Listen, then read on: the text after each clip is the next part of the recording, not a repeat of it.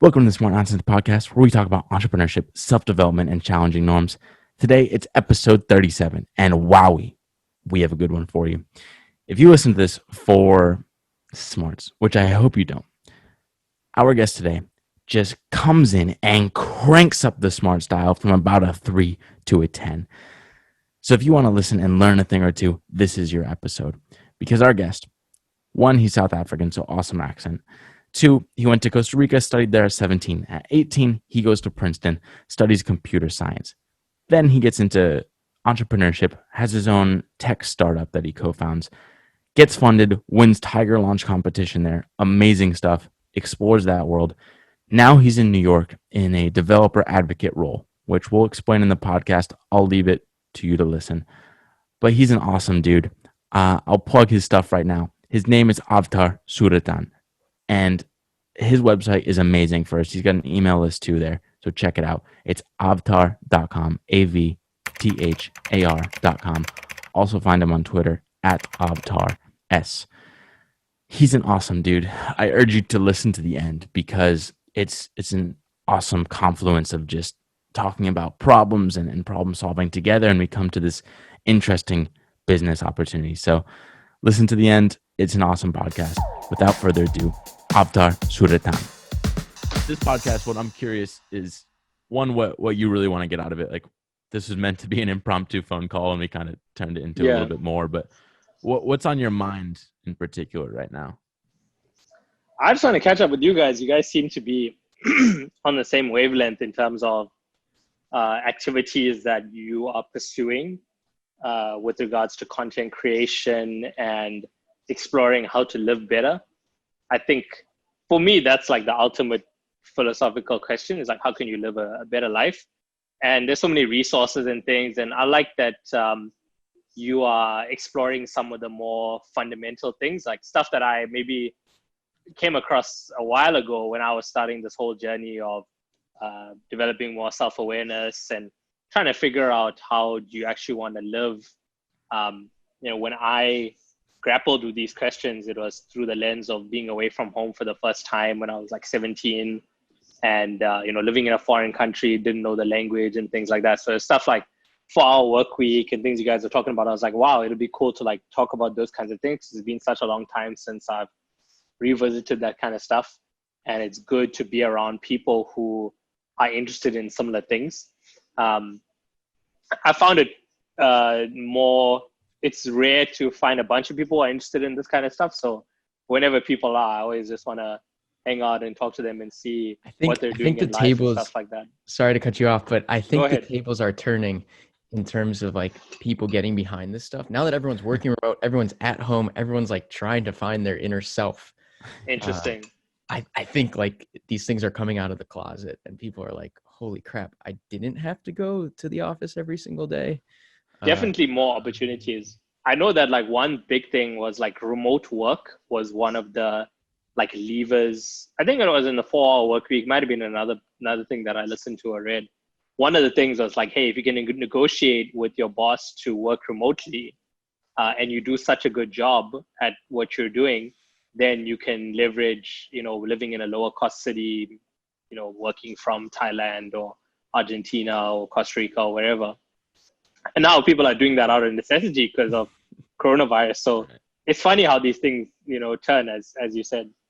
Yeah, I mean, right now, it's funny because my mind's going so many different directions. But it's awesome because you have your website and you have basically your life documented for the last couple months, several months. It's been a while that you've had your website this I took on this project about maybe 4 months ago now to start documenting and start writing. Was really inspired by Gary Vee. Honestly, I was big on Gary Vee when I was in college. And my junior and senior years, I got into the Gary Vee audio experience and started listening and stuff like that. And that's when he was on his big, document, don't create kind of thing. And I struggle with a bunch of stuff where it's like, I'm not sure, like I want to put my ideas out there and I feel like I have a natural inkling within me to want to create and want to story tell and share what works for me.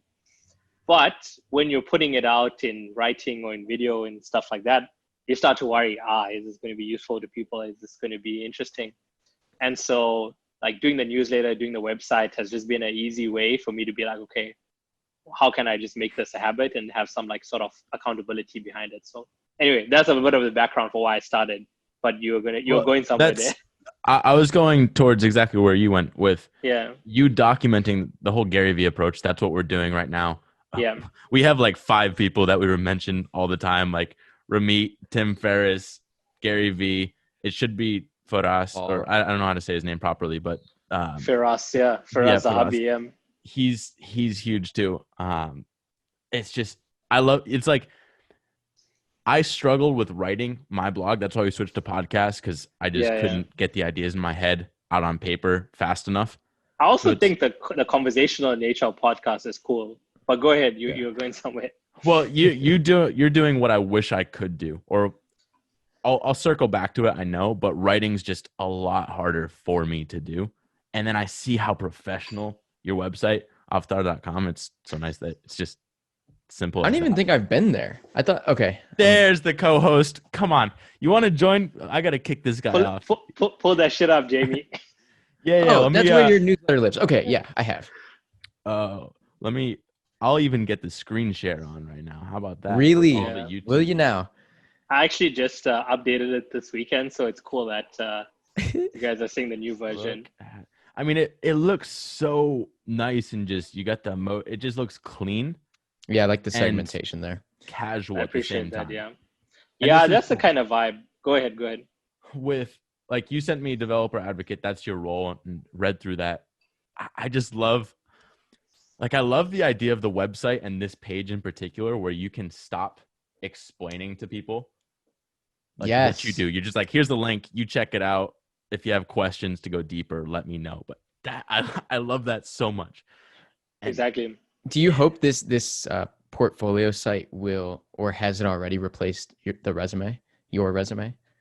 Dude, so if you click on the blog section or the essay section, you'll see there's an article called "Content Kill the Resume."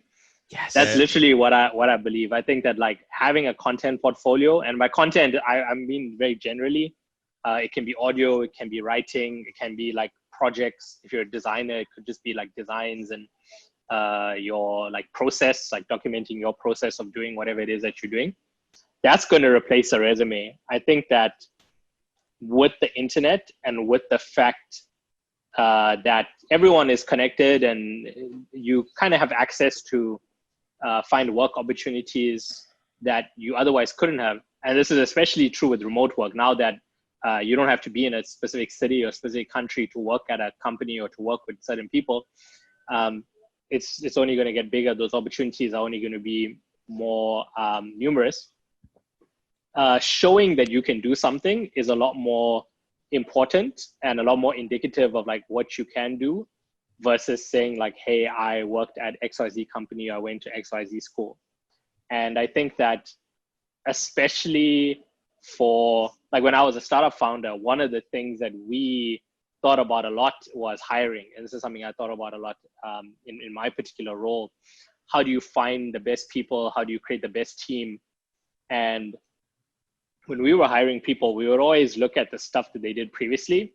And I think that like, if you could just make it easy for people to see the quality of your work, that's like what the purpose of a portfolio is. I think there's like 5 reasons that I wrote down, but one of them is like, showing proof of work. There's like a Bitcoin concept, proof of work, showing that like, you're able to do high quality work, so that that's not a question. The question becomes a question of like cultural fit, or, is it aligned with your motivation? There's this funny thing I heard about in terms of proof of work where people would go into interviews, be it consulting or finance, and like halfway through the interview, they would just start speaking another language. Because that's kind of weird. Yeah. Okay. Well, if that was listed on your resume as fluency, they're going to have someone interview you and just start speaking another language and see if you can keep up. I used to have gotten called out so bad for his Spanish. Yeah, we have a friend. On his resume, he was fluent in Spanish, I think, or high fluency. And I mean, he never took Spanish. He just lived in Miami. So he put it down. He just said it. Wow. That's so funny. So yeah, since I think learned it. the concept of proof of work is super cool. I think resumes are out on their way out. It's going to take a long time, but It's going to take a while. I think especially for um, more technology oriented things, they're already starting to be phased out. And I think anything where you can show that you can do the job, that's the ultimate thing. One of the ways that I actually managed to finance the startup that I co-founded was I created some content for this company so let me just say the story. So one of the ways that my startup got funding was I was introduced to this one company. I wanted to work there. And so I did a whole report on their growth strategy, and I was already using their software. And so I built something, and I was like, hey, here's this, my feelings about how you guys can grow the company. Here's this thing that I built with it. This is what I think about it so far. And that whole interview process wasn't about oh, are you capable of doing the work? Because they could see hey, this is how I think. There's an artifact to show that you can have a conversation around. And that company actually ended up investing in the company that I co-founded. This is So Afari or what is? So the company that I co-founded is called Afari, and our investors were called Blockstack. So we had investment from the Blockstack Signature Fund. Because of something you did. Exactly, and it was a project that I worked on. It started off as a school project, and then I was like, okay, a lot of people are probably building applications, but what if I went in beyond that to the growth side of things and the user side of things? So exactly, and that's what I recommend to people who. It's crazy. Yeah. Sorry I just get so excited. I have to. Do you remember when we were talking about Shark Tank, Dylan? Yeah. That is how people get funded. It's not you show up in a meeting room with 6 sharks in front of you and you're bickering over 40% of your company. It's at lunch over an awesome project you did. They say sorry. I saw a thing on Twitter yesterday that was the best way to get funded isn't by having a perfect pitch deck. It's by having a demo of your product and the round being 85% full. So the demo of the product is the most important thing. Naval always says, a founder's resume is the product. That's the key. Well, I think about this all the time too. And then Dylan, I hope you remember that point you're about to make before I interrupted you. Never do, but there's so many, it's fine. When I think about what I'm doing right now, which is just sheer creation, it's like in the physical form. I'm how is this going to serve me in 1 month's time when I need to finance a startup, if I need to finance a startup? And then I'm well, if anything, it should just be this symbol of when I set my mind to something, I see it through, the persistence is there in video locked in. And I'm that speaks for itself. If you didn't already think I was crazy, I'm building a soundproof music studio in the corner of my studio. That should be enough with the right investor.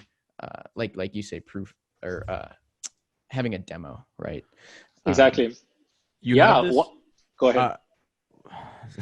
Oh, we're all so excited. I know. This shit, I wish I knew this when I was in New York before I fled, and we could have just hung out and just shot the shit a lot. But no, this could be the first of many. No worries on my side. Well, he's at home now with his mom in Rhode Island, so hey, we'll have to do with it remote. The developer advocate post, that at the bottom, I think it's that post. You talk about how you should be documented. You talk about the Gary Vee stuff. Anyone that's in that role or wants to be in that role, that's the best way, I think, to succeed within it, to show people, to build that trust, because that's such a big issue or concern on your mind for your role. Yeah. Plus to just, I don't know, begin building a portfolio. And I think it sounds like you want to get back into co-founding. It's kind of like that stepping stone sort of position, or what really is it for you right now? Why aren't you doing your own thing per se again? Can you set the record straight for what very briefly, the elevator pitch for a developer? Yeah, developer advocate. Okay, so let's chat about what I do as a job right now, and then we can chat about the long-term motivations next. So in terms of what a developer advocate is, at a very high level, developer advocates help software developers be successful with the products that they're trying to use. So while traditional consumer apps are like easy enough to use that like, the general public can just use them. Software products, like say you have like an API, or in my case, I work for a database company. These are products that are aimed at a technical audience. And so you need people who have to develop the empathy for the developers or for the end users in order to help them solve the problems that they have. So for example, in this case, I work at a company that has a specific kind of database, and it has a bunch of different use cases. There's monitoring Internet of Things devices, sensors. There's like monitoring like computer metrics. There's like doing analytics on your like user data. There's a bunch of different use cases. And so what our job is to, one, develop that empathy with the different use cases and the different users that could potentially use a product, and two, help them get started and solve their problem, which is, and the way we do that is through creating things. So I do a bunch of writing in my work. I write technical blog posts. I give webinars where it's basically like live coding sessions where I take them through a certain problem. I also give a bunch of presentations and speak to people at conferences. So you do like conference talks about different technologies that you're using and how your product could fit into a certain solution. And so it's a lot of like communication. It's a lot of creation and a lot of empathy building, all catered around helping people. So that's the very high level without getting into too much of the more details. So that's what I'm doing right now. It's funny that like I sort of fell into this role where my manager right now, when he joined the company, he had been a developer advocate before. And I was initially working in growth at this company that I work at right now, Timescale. And he saw that, hey, I just had like a natural skill set for this particular role from my background in public speaking and debating and stuff like that. And of course, being a founder previously, able to take like ownership over things.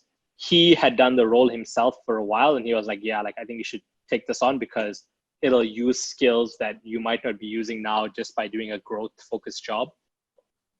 And lo and behold, he was actually right. So I tried it out for a couple of months, and I was like, hey, I really enjoy this. I love what I do on a day-to-day. Those like 4 core competencies of, persuading through writing, through speaking, developing empathy, being user-centric, all of those things I see as like skills that I can translate beyond this specific product. And like as a founder, that's the kind of stuff that I used to focus on anyway. I was always like the user-facing founder, doing things like user interviews, like just worrying about like what are we solving the end user's problem. And I was also the speaking and communicating founder. I was the one that did the presentations and sort of dealt with more the investor relations aspect and stuff like that. So it naturally kind of used the stuff that I was doing at my previous startup, and it kind of allows me to develop those skills further. And yeah, right now I'm at a really interesting company. I see myself here for a while, mainly because of my visa situation. I'm trying to get a work visa in the USA. But even if I didn't have a visa, I think I just love learning from the people that I work with. So for now, it's about learning as much as I can here. And then I think a bunch of entrepreneurship comes down to problem selection. I think there's a lot of hype about, how you hustle and you should work X amount of hours a week and this is what you need to do and stuff like that.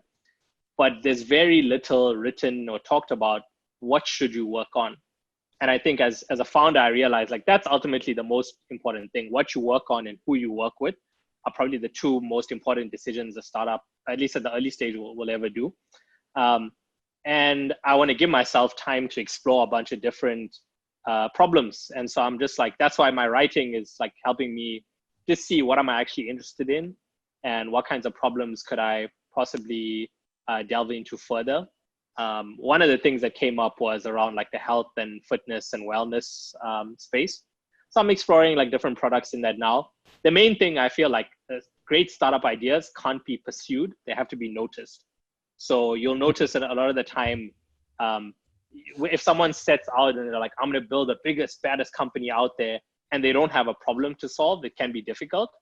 Whereas if you're already trying to do something and you notice, look, there's this one thing that I'm trying to do that makes it difficult to achieve my original goal, let me try and solve this sub problem. This is actually how Stripe got started. So I don't know if you guys know the Stripe, the payments company. They were trying to build a website, or they were trying to build some sort of product. And they saw that like developer payments was a big problem. So they're like, why don't we just solve this problem? Because like it seems kind of difficult and no one else is going after it.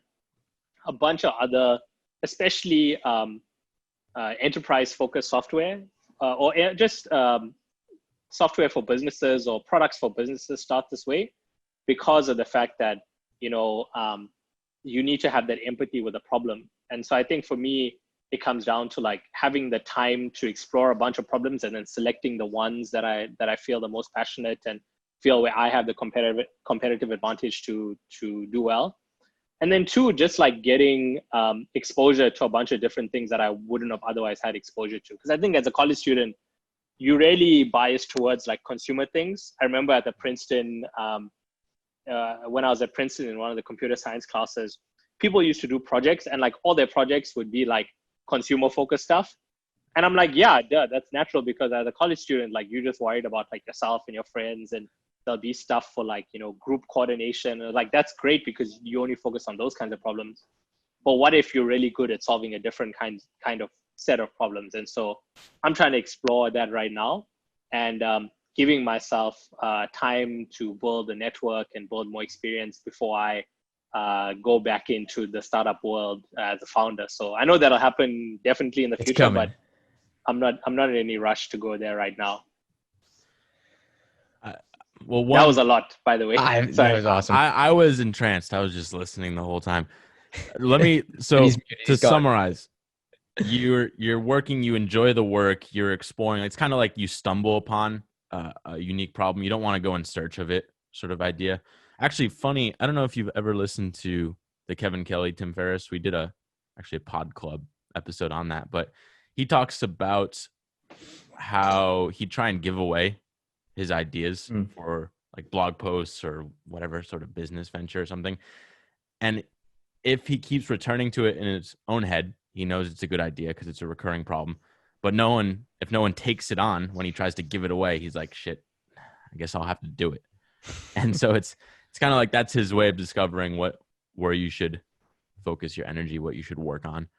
But I think it is a case of you really need just these diverse experiences before you know that, oh, I'm going to build an app for college kids to find parties. Like that's the type of shit that you'll see at school.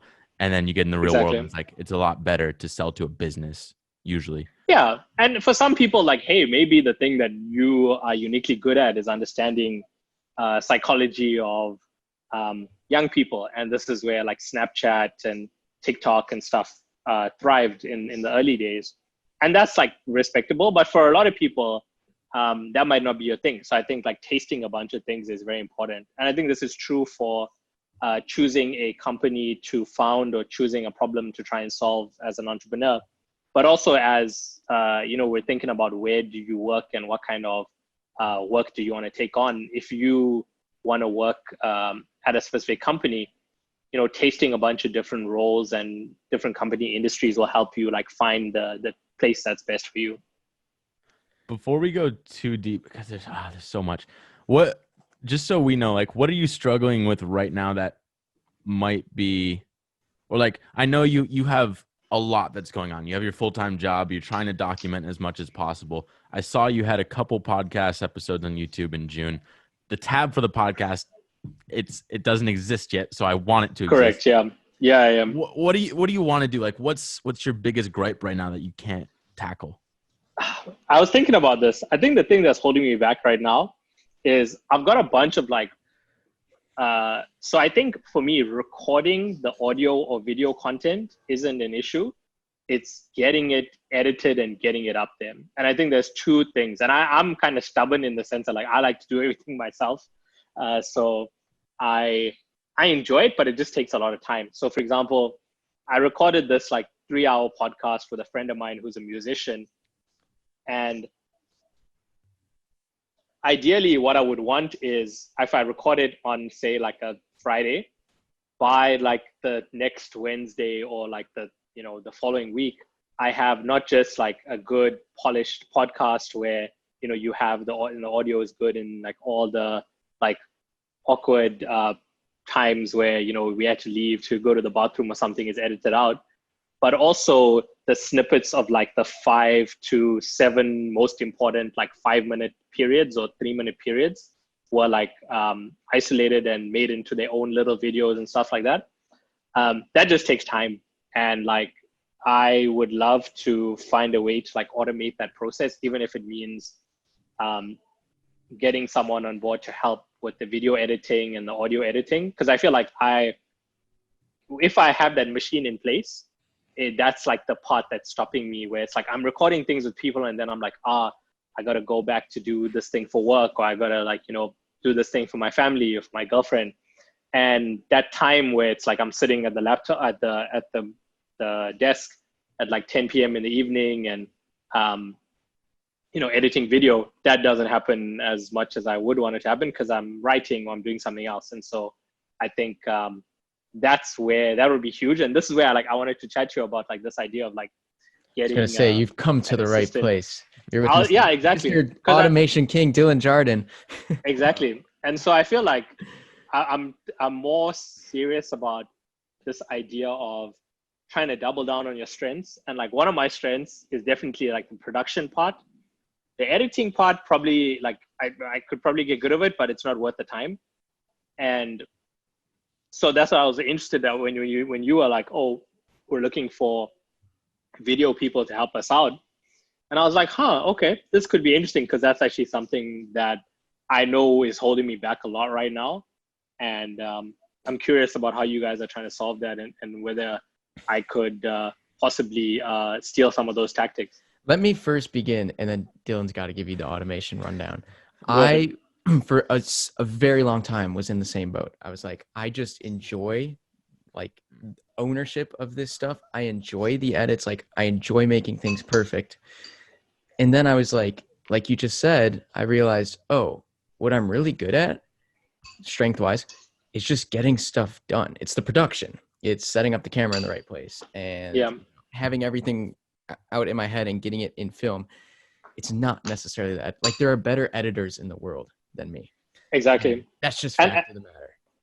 And I feel like for me, so I do some mentoring of high school and college students and things like that. It's something I really enjoy doing, and it just also keeps me like connected with what people are doing and how they're thinking about navigating things in the world. And a lot of the time, people are like, "Hey, you should like start a podcast, or you should use like the spoken word as a means of communicating." And I feel like this is a strength of mine that I haven't quite leveraged yet. I started off with writing just because I feel like writing, the editing, I know how to edit writing very well, just because I do it a lot for my job and, in school and stuff like that. But editing video and audio and like all the things that you have to get right for that, I was like, this is too much work. Let me just start with writing. It's the easiest thing. And then from there, eventually, like what I want to have is like, if I write an article about something, there's going to be like audio content or video content to like supplement that, so that the person can meet it in whatever medium is most impactful to them. Dylan, where do I start? Where do you start? This has been Dylan's life for like the last 3 weeks. I'm talking. I haven't left my house in the last 4 days. Actually, yesterday I stepped outside to go on the porch because I forgot what the sun felt like. But it's all right. So one, it's a lot of work, and that's partly why Henry and I, well, just so you know, Avthar, I worked for a YouTuber for the last. So tell me about that. What was that? How was that experience before we jump into the automation? So who is this YouTuber? How did you get that? How did you even like, because it's not like people are rocking up to Brown University and they're like, hey guys, come and work for a YouTuber. It's not like McKinsey, they're standing next to McKinsey right, in the job fair. The job fair is just a about bunch of that. YouTubers. Yeah. Well, one, I tried it myself. I'm like, this YouTube thing's kind of cool. Bold introvert, tried that. But I realized I didn't want my face to be out there doing like picking up girl pranks on YouTube. Okay. That's what it was. It was kind of, cringy, but I actually enjoyed it. It was, okay.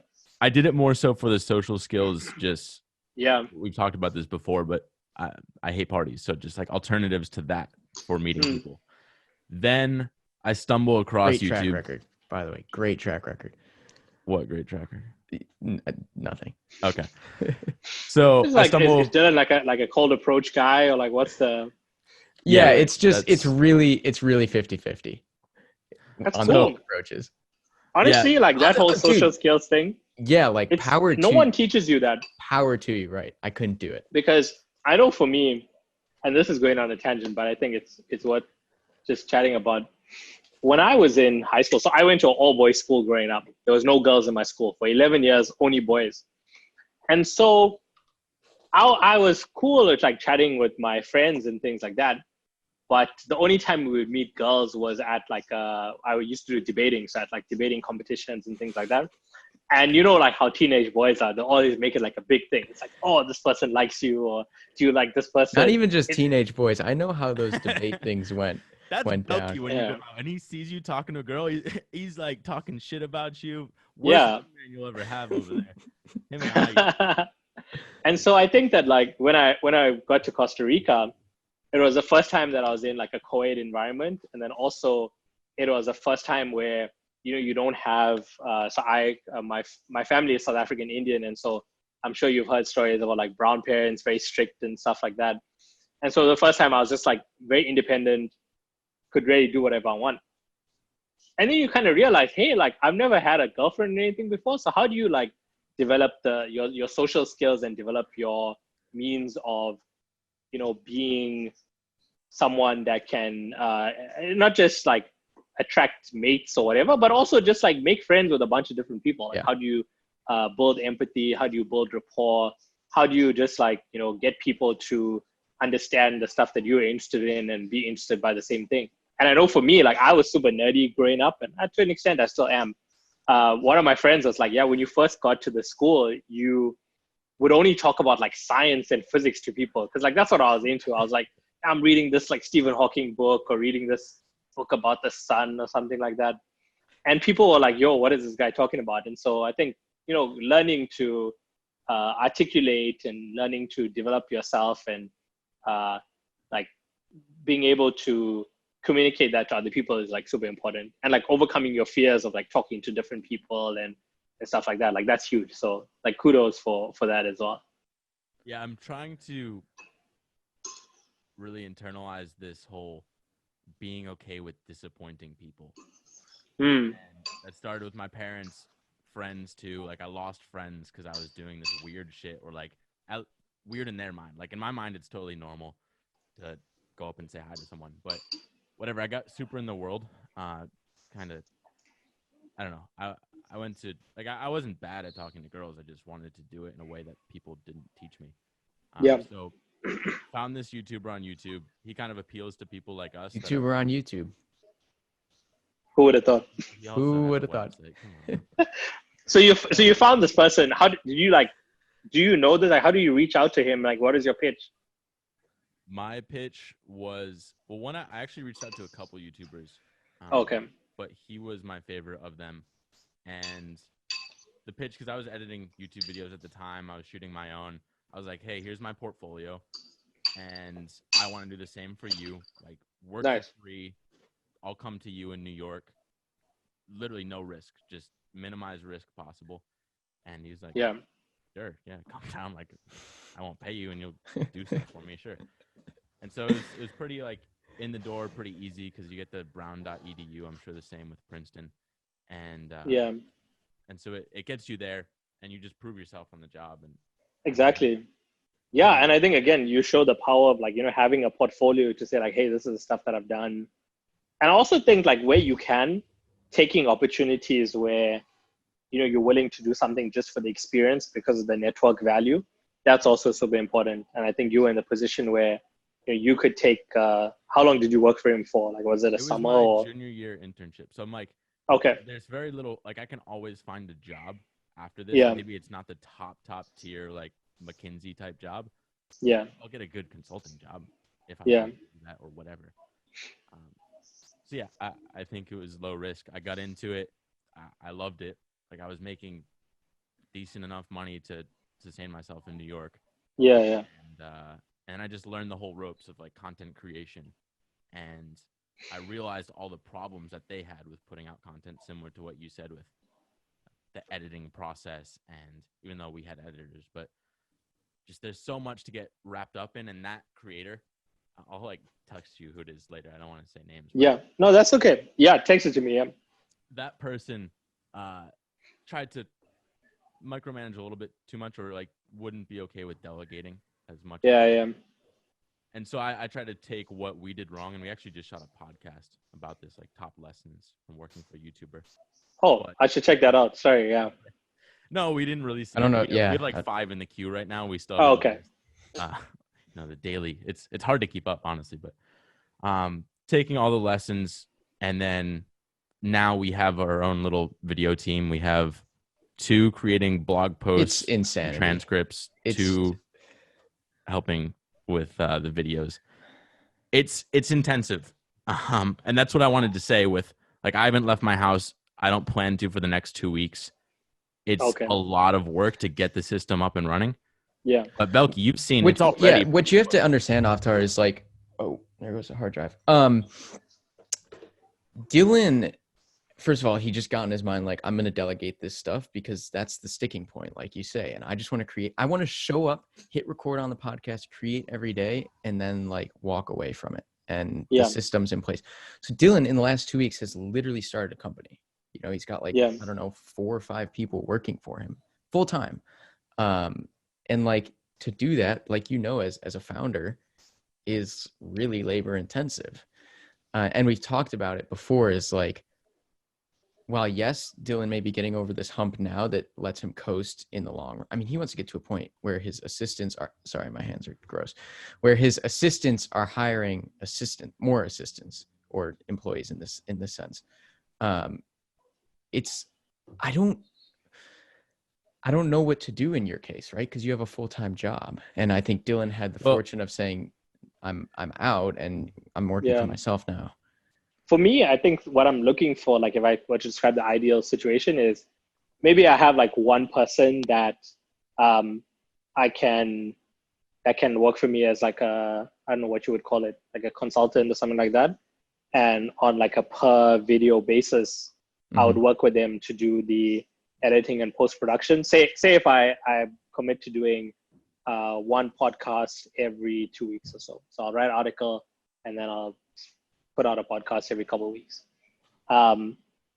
That seems like a cadence I could carry on with, and also seems like is something I would be able to afford, because I'm willing to put like some money towards it. I realize that you got to spend some money in order to get your peace of mind right. And so, yeah, I obviously like not expecting the stuff to be for free. So yeah, I'm just curious about like how you went about it, and maybe I could do like a scaled down version of that. What we haven't released, actually, maybe this is the next one we'll release, and you can listen to it for more in depth. But or was it episode 28? Oh, it was episode 28, so it's already out. But having basically the system that I'm creating now, I'm using it on myself. Yeah. For my content, but it's so easy to just mirror the systems that I have and plug in some other input. So plug in my ex-employer and like, we have the whole machine in place. Just put your content through it and we'll churn out everything. So exactly. Because I feel like for me, the actual, again, like Gary Vee has kind of set the playbook in terms of like reusing content for different things. And I look at certain comedians. So one person that I admire a lot, I encourage you guys to check him out just for the sheer prolificness of producing content, is a guy called Andrew Schultz. I knew you were going to say that. Yeah. I knew you were going to say it already. I actually just texted my video editor. Andrew Schultz so much. Oh my God. But go ahead. You text your video editor, yeah? I told him this morning, I'm like, hey, Andrew Schultz does this cool thing where he's like, he does a 5-second intro and then turn your screen side. I'm like, mirror some of what Andrew is doing, because it changed the comedy industry. Okay, Dylan, can you lay out, if you were wrapping up there after, I want Dylan to lay out kind of the system you have in place. I had kind of a smaller scale of that happening. It sounds more like what Avthar would do in terms of, I was just paying someone to one-off edit videos, but Dylan's in for the long run. Here's what's going to happen after this video. I'll run through the process, Yeah. grand overview. Yeah, So when I'm we gonna hang hit up in 15 minutes. hang up, the recording, everything gets sent to the cloud. And this isn't, it's at like 80% of this, but this is what it will be within a week or two. It gets sent to the cloud. They have access to my Zoom cloud account. They download the videos, all the audios. The tricky part is selecting the clips that you want, but they get the full video. They can put that on YouTube for me with the Creator Studio there. They can resize it for Instagram, which you've seen some posts already. They're getting better and better. And then basically just upload it for us with all these creator studios, and we don't have to do anything. We have transcriptions in place. So the team for the transcript, I know what do you use for that? Is it like a person, or do you use like something like Otter My or something like girlfriend's that? brother. we have, it's funny because we have 3 steps in that process. Okay. To get it about 99% accurate. One is Descript. Descript is just an awesome new tool for podcast creators. So Descript, that's where it goes. It'll separate Henry, myself, you, and then that makes it easy for Kay, who's my main transcription assistant, to go through and do like, get that, say 80% up to 95%. And is that And then- literally Got it. going in and like changing words and punctuation? Yeah, just changing the format, because sometimes they'll mess up who's speaking, or just changing words Yeah. if we say stupid stuff. And then Kay gets it to 95%. Alex, who's a fluent native English speaker, he'll get it to 99%. Got it. And he's doing some AI magic too. I don't know what the heck's going on, man. Because I know I use this the software called Otter.ai. So they originally started to they were supposed to like transcribe live meeting notes, but what I've done is just upload the audio of like the live chats and stuff that I've had, and then from there, similarly, you can see, you know, which are the most interesting parts. That's like one how I used to find it, and then edit the transcript and then release it from there, like all within the software itself. Right. I think the software isn't a big deal. We were actually using Trint before, which is similar to Otter too. It doesn't matter, but at the end of the day, it's only going to get you to maybe 90% at most. Yeah. So you'll need someone, you'll need a native English speaker to get it up to the level. Exactly. Especially with like my accent, it's kind of difficult sometimes for these automated ones to pick up. The dopest accent. I wish I had just, I don't know. I got like a Rhode Island accent, so it's no fun, but it's all good. Yeah, so you got these people doing the transcripts. Then how do you like make sure that they're like, so you said the difficult part was selecting the pieces to turn into shorter clips? That's what's hard. Yeah, so the transcript's good. They'll send it to the video team, which puts it in the video. And then from there, the problem is, figuring out what 3 to 10 minute clips we want to put on IGTV or on. I like Instagram just because I use it already, and it's super simple. Because that's so subjective, right? Like you and I know the best highlights of the things we talked about. For someone that wasn't there, let alone someone not in the United States, that's like immersed in the culture, like things that are going on here that we're talking about, it's really hard to find. I think that's your sticking point now, Dylan. Here's why I like it how we currently are, because before I was working for a dating company, and it's like pickup content. Like how do you tell someone who's never done pickup like what is important? But what we're talking about is objectively, there's very little subjectivity in terms of what's juicy, thought-provoking material. And so that's actually, it's kind of like what material could stand alone by itself without people listening to the whole thing. I was trying to make, because I'm a big systems person, I'm trying to make rules for how to determine what makes a good piece of content. And so I'll try and find it, but it's something like it has to hit one of these 3 criteria. Say one is like this strong emotional response. So like a post that we have scheduled for a couple days from now, it's like basically fuck my work. Like I'm sick of this. Wow. It's someone working in private equity. So I'm like, all right, that's the lead. Like that's the intro to it. Gets them hooked. So it checks that box. That's a good post. And then another one is like some counterintuitive spin on an idea. Exactly. Yeah. another one. I'm forgetting what the third one was, but it was just something like a deep, I don't know, Right. You have to come up with the deep criteria. learning. So I think you can systematize it so that it's good enough. It doesn't have to be perfect. That's a big concept. Like I just shared the Gary V perfectionist. Like perfectionist is just insecurity or whatever it was. Exactly. Yeah. And you learn so much as you go. So I'm trying, like our team, sorry that I'm talking so much, but our team is No, go ahead. I'm shooting for 5-10 years of us working together. So I think just so many iterations of doing this constantly, it's going to be intuitive for them at some point. And it's already pretty close. Yeah, I would say with like a week's worth of revisions, like things get super close. It doesn't take much. Well, Belky, your video today that you're releasing, Workshop Wednesday, Yeah. that you just pretty much hand it to them and like, hey, make this nice. And Yeah. So, what were your well, thoughts? okay. So I've had an editor, Avthar, doing my Wednesday videos for the last month now. Yeah. And it was someone I was paying $20. I found him I was gonna on- say one of my questions was the cost. So it's like yeah, $20 per video, or $20 per video. Every single Wednesday, because you Yeah. know I didn't have the 4 hours on a Tuesday to sit Yeah. down and do it, but I was like, I need to get 2 videos out, so I just had to do that. Exactly. Yeah. Now then Dylan, who's actually put together like a substantial video team, was like, hey, you know, let's try out kind of moving everything into the same ecosystem. Yeah. My editor also got sick this week, said he couldn't do it, so it kind of worked out perfectly.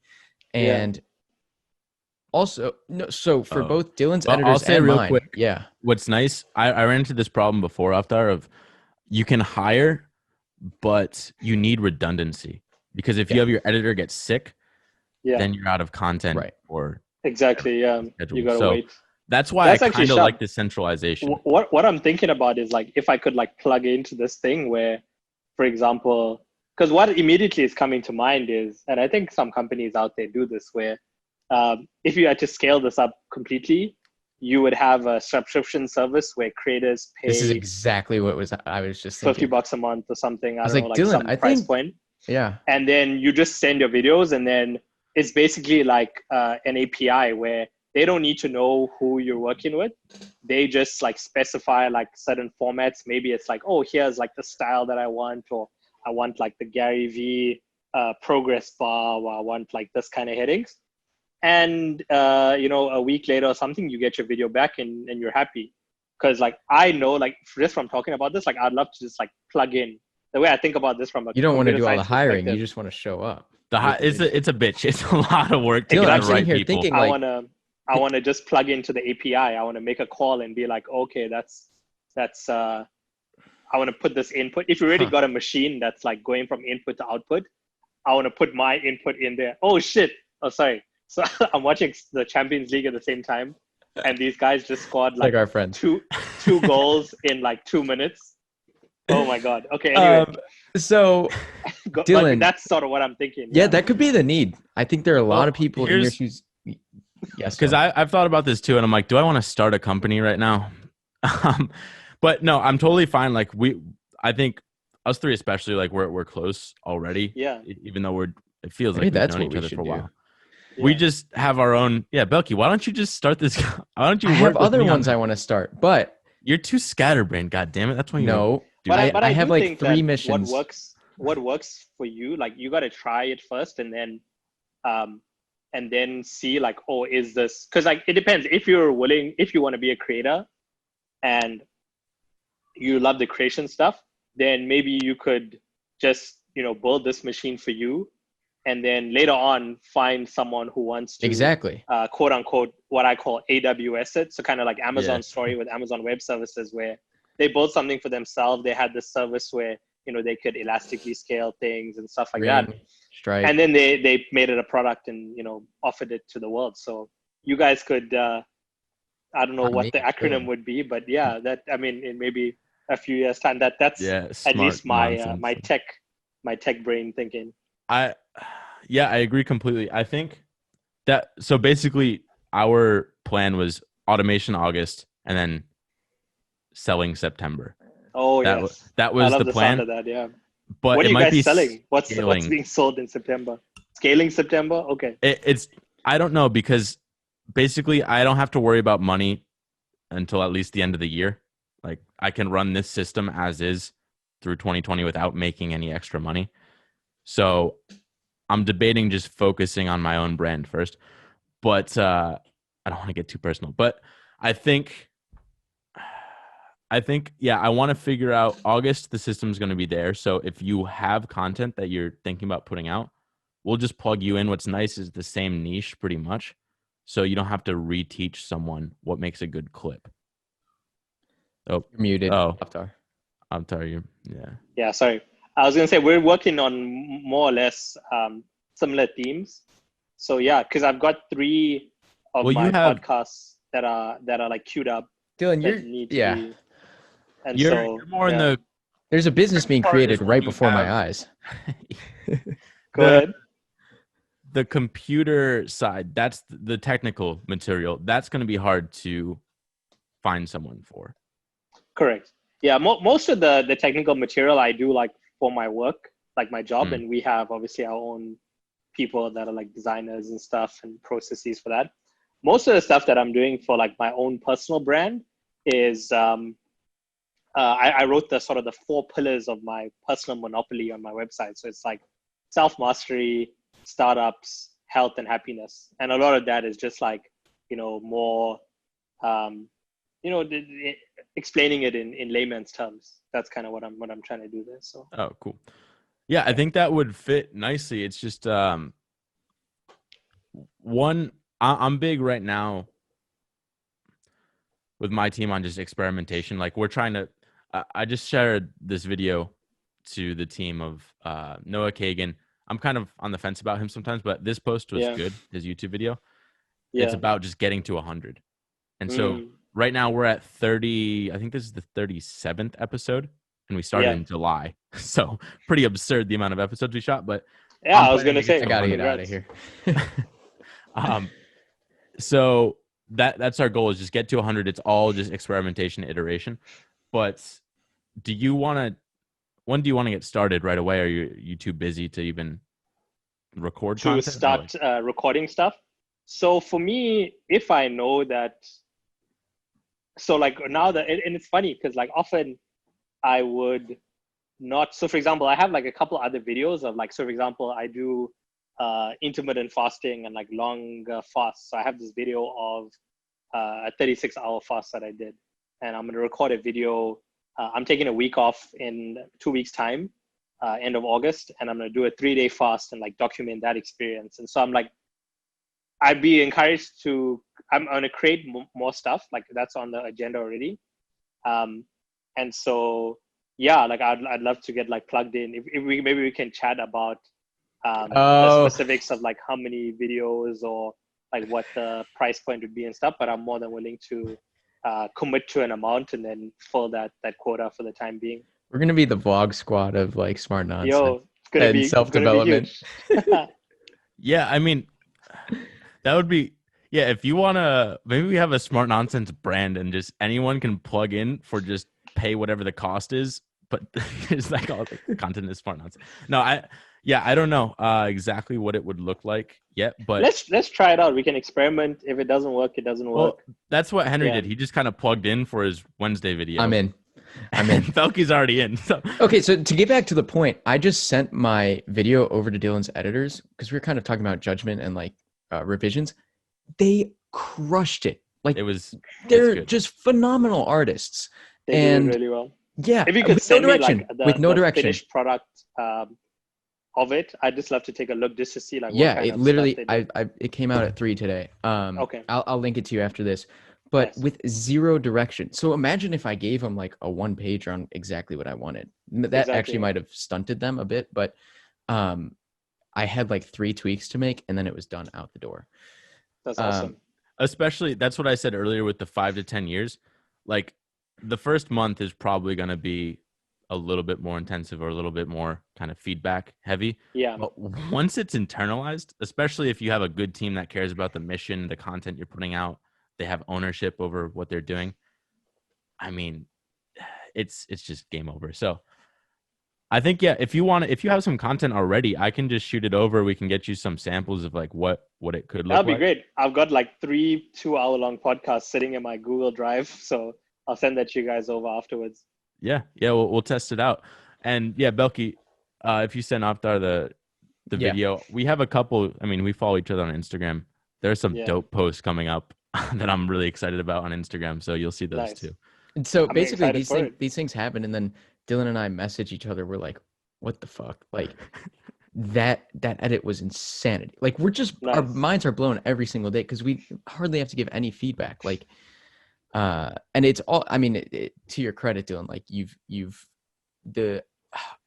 I wish the whole world could see kind of your hiring practices too, because like the culture Dylan has baked into the roles he's hiring for and the pay, and like it's super, super cool. It's unlike anything That's I've actually ever what seen, I'm reading honestly. right now. Zappos. I'm big on the Zappos culture. I was right before this podcast. I was listening to the audiobook.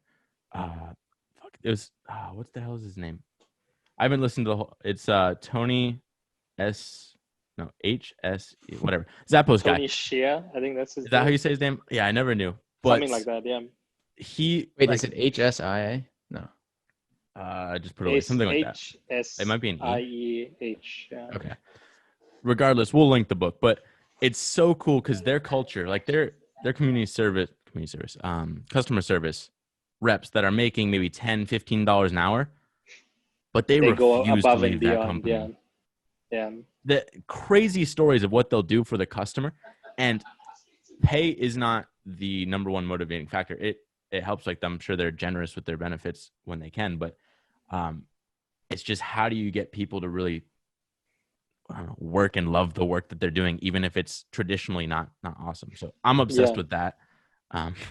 Clearly that's why I'm not planning to leave my house for a while to get it all up and running well. But that's awesome. So just to dig into that, so how many people do you have? How did you find them? What were you looking for? Just if you could just give us a summary of that process. I wish I got to start releasing podcasts even faster than we're shooting them. But we have a podcast on exactly how I hired them for the video editor role. Literally, I screen shared my whole process. But basically, have you heard of Matt Mullenweg? I'm sure you have. I have the WordPress founder. Yeah. I was actually last night. I was listening to him and Tim Ferriss, and he only runs what do you call that? A remote first company. Yeah, remote first company. Yeah. And it's great because he can hire all this talent that just can't live in Silicon Valley. And there's so much out there. And that's why he can compete with people with 10x the amount of money that he does, or he has. And his whole process is he never even talks to people. He tries to keep it as double blind as possible, or whatever, just blind as possible, I should say. Yeah. So he's only messaging them.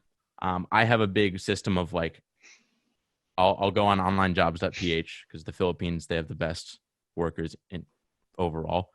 Okay. And then I'm already interested. This is not what I thought at all. Yeah. Yeah, Philippines, because it's just better English than say India or Pakistan or I don't know, Eastern Europe in general. How did you even? That's how. Why would you even know this kind of stuff? Like, where did you leave his house? I don't leave my house. When I get in a rabbit hole, I'll find the center of the earth. It's over. So that's kind of cool. I've never heard that before. Yeah. I just made it up. It's kind of cool too. But I got really into it. There's a lot of videos on YouTube of like how to do hiring right. I kind of found the balance of them all. So I'm not saying my system's perfect, but so far the results damn near are good. Seems pretty good. Seems pretty good. I'm really excited about it. So you have a video editor and you have 2 people for transcript? 2 people for transcript, 2 people for video. 2 people, so 4 people in total. Okay. Yeah. And he's unemployed. I was going to say, like, where are you getting this money from, my guy? Like, it's this reserve. Send him the "I will teach you to be rich" episode. There's so many. True. Dylan's very smart. Have you read that, Avthar? I have read the book, actually. I use the tactics to negotiate a pay increase in my job and negotiate my rent payment down as well. So I'm kind of like, and the credit card stuff as well. So I'm kind of like using it where applicable. Obviously, in my case, being sort of solo in the USA, there's a limit to how much costs I can cut. But I think that the Ramit mindset for me is like, you can always make more money. And so for me, it's about like income maximization. And of course, like you got to keep your costs within a certain range.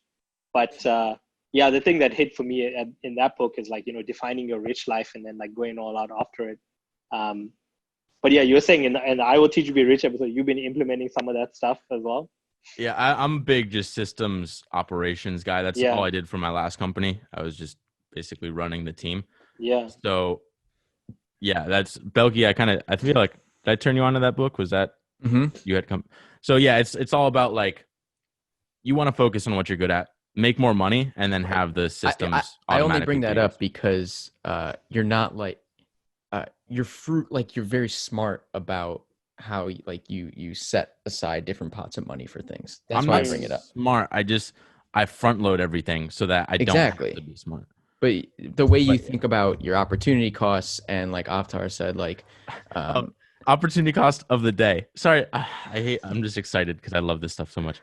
Go ahead, yeah. We have I don't want to get sad, but my grandmother had died, and she passed away. We want to have a little service for her, and we have all these photos. Easy with the opportunity costs here. Go ahead. We have hundreds of photos. Yeah, no, it's fine. Hundreds of photos, and they have no idea what to do with them. Like, we want to project them on a screen. I'm like, I don't either, but we need to digitize them. And they're like, oh, we have a scanner. Can you come over and scan them all? I'm like, there's a service that will do it for like $200-$300, and we're just going to shoot it off in a package, and then it comes back on a thumb drive. It's like, the fact that people would waste their time when we could be shooting another podcast during that scanning time. So yeah, so the point is, there's always more wealth to generate. We hear all the same stuff. I'm sure. I mean, Naval. You two are literally quoting the same like WordPress. Like, I don't know what you're talking about. I don't know what you're listening to, but it's super. No, I think like the Naval thing, right? You remember you messaged me that like you also listen to the How to Get Rich Without Getting Lucky, and like his hourly rate for doing things. And I feel like that's a huge mindset as well, where it's like, even when you don't have the financial abundance to just say like, yeah, I'll pay whatever for it, but to know that, hey, like my time is more valuable than spending 6 hours trying to scan this thing, where I could pay for it and then use that time to do something else that is more productive. Dylan, I used to kick you all the time over that. I'm like, oh, you can't put everything in an hour. And in the last year or two, I've started doing that, and I just feel like I can do more. Like, the money's just showing up somehow. I don't know. Well, it's crazy that the amount of stuff that's in our heads and is not down or in the world somehow, it's simply because there's too much friction with putting it out there. And so my whole thing is, how do I eliminate the friction, make this a vacuum, and then suck that shit right out of our heads? Or I'm in a different vacuum, but still same thing. So my main concern really with scaling it is now my attention goes from the podcast, making the best podcast content, to making the best business. That's my one concern, because I don't need money right now. It's just not an issue. Granted, I could make the team bigger, but that's just more managing. So that's what I'm playing with in my head, that opportunity. Start with you.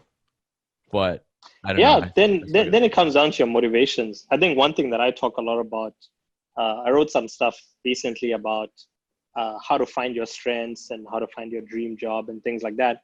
And even in terms of, whether or not, what kind of company should you pursue? Should you pursue a startup where you raise venture capital versus a business where you bootstrap it, or the various other options that you can have?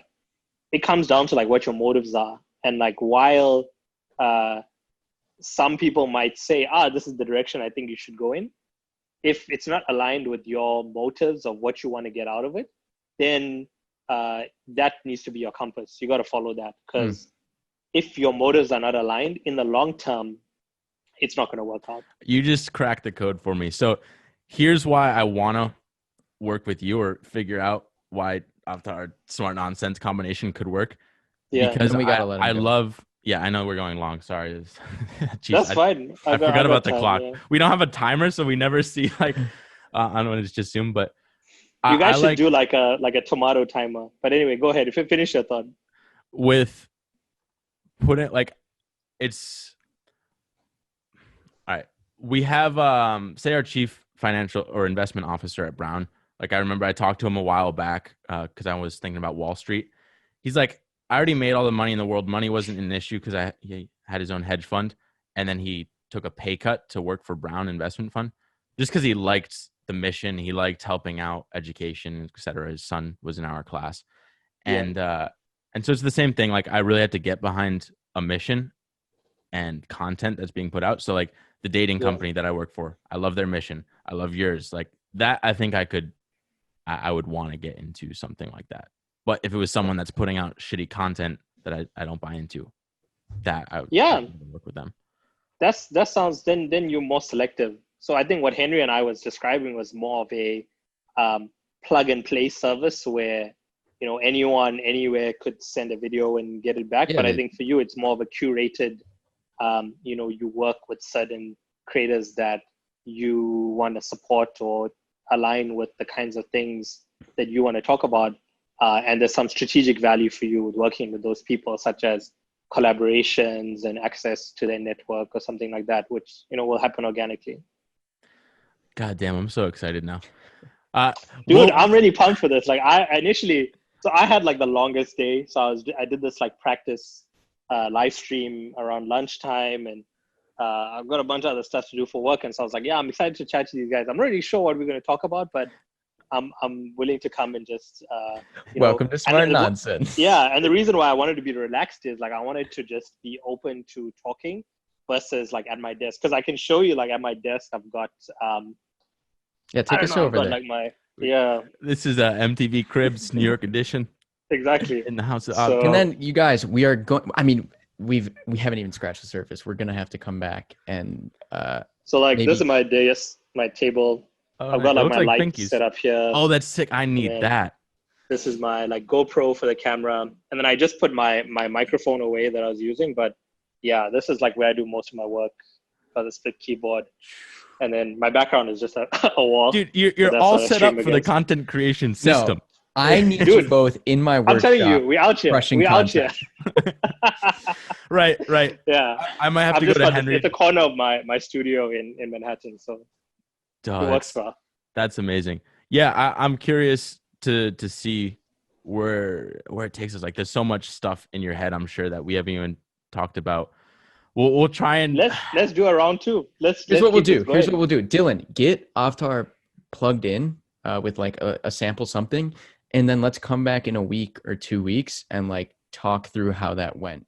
The automation for you, Avthar, maybe. Right. That sounds good. 2 weeks from now or so, or even less. What is it? The 12th? Jeez, I have no idea. The only reason I know it's Wednesday is because I had a haircut on Friday, and I'm like, that's a couple days away. I always lose track of it. So what we can do, maybe let's get a group chat going as well, and then we can we can keep just Avthar, one other thing. Things. Dylan, he hasn't done it yet. Maybe there's a reason. Wants to make like a Smart Nonsense Facebook ecosystem where everyone who comes and talks on here. Am I not allowed to do this, Dylan? No, the reason why I haven't promoted it yet is because I want to have a following where we're like, all right, we're opening the valve. And now so the idea really quick is like everyone who's come and talked on here is a administrator of that Facebook group or whatever it is.